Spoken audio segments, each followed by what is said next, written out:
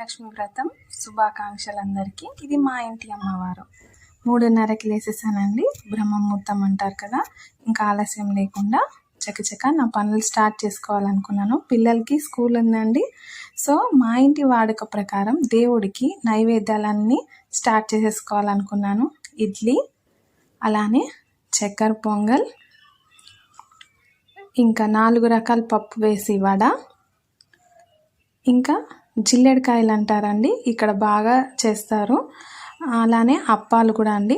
జిల్లెడకాయలకి stuffing వచ్చి నువ్వులు బెల్లం పెట్టి చేస్తారండి. సో అది చేసుకున్నాము. వడపప్పు, దీపారాధన పిండి, పంచామృతము చేస్తామండి. అన్నీ చేసి దేవుడికి నైవేద్యం పెట్టి కొబ్బరికాయ కొట్టి అమ్మవారి కథ అంతా చదువుకొని మాకు అయ్యోరు వస్తారండి.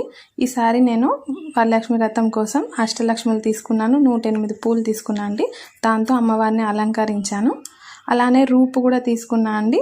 1 గ్రామ్లో కాయిన్ ఉంటుంది కదా అమ్మవారి తోటి, అవి తీసుకున్నానండి. అలానే తోరణాలు కూడా రెడీ చేసి దేవుడి దగ్గర పెట్టుకున్నానండి. తర్వాత కట్టుకున్నామండి.